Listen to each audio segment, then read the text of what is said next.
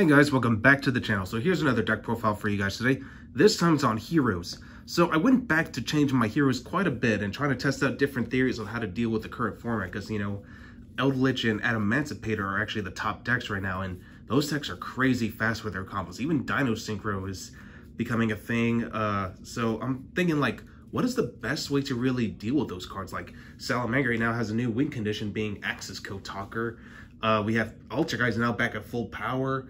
So it's like, I think this format is just going to have so much variety, but primarily Eldritch and Adamantipator are the problem. So I was thinking, like, how can I possibly upgrade heroes now to best combat against these strategies? And then I realized, you know, Dark Claw is still a card. Plasma is still a card. Plasma pretty much deals with almost every deck this format. So there are ways you can deal with them. And I had to, like, adjust, like, my card ratios a little bit, how many cards that I want to run in the main deck. And, well, that's really all I wanted to discuss with you guys today. So let's get started. So my main deck is now 46 cards, and I'll get to why in just a moment.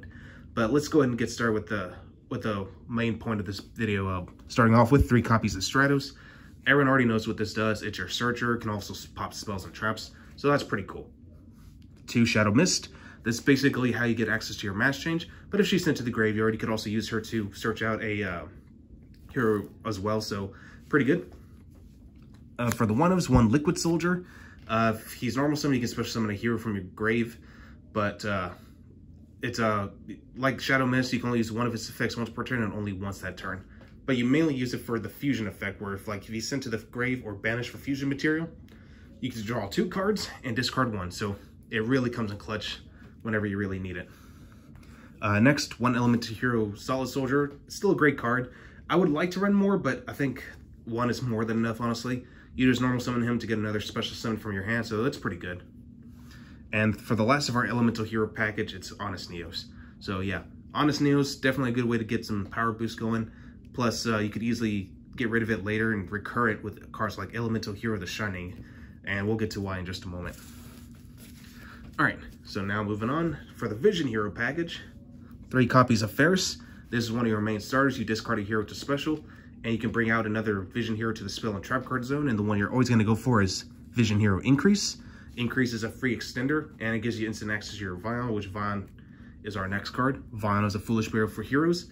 Plus, he also has the ability to give you instant access to your Polymerization card. And that's one of the cool things about Heroes, is that Heroes has one of the strongest search engines ever. And, like, you can keep searching and searching and searching. It's like, it almost never stops.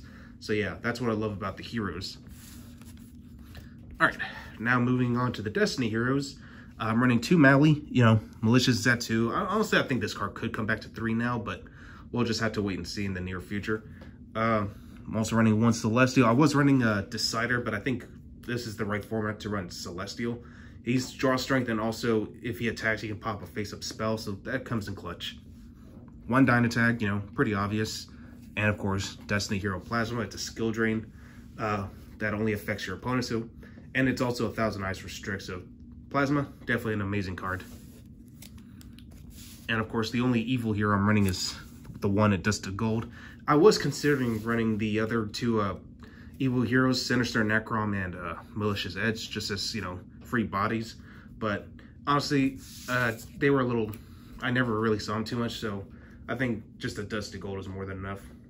For hand jumps, I'm only running 6. 3 Ash Blossom, which is generically good this format, and 3 copies of Impermanence, just because it can't be hit with Call by the Grave, so that's the reason why I'm running it. So yeah, definitely an amazing card. Alright, now moving on to spells.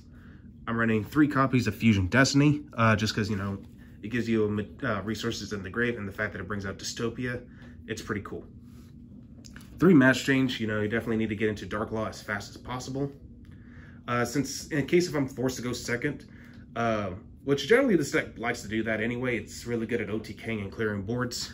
You definitely want to run 3 copies of Dark Ruler No More, just because, you know, like, especially on the decks that have, like those big boards like Eldritch and Adamantipator, they don't usually have an out to spells and traps anyway, so, and the fact that they can't activate monster effects in response to this, it gets nasty.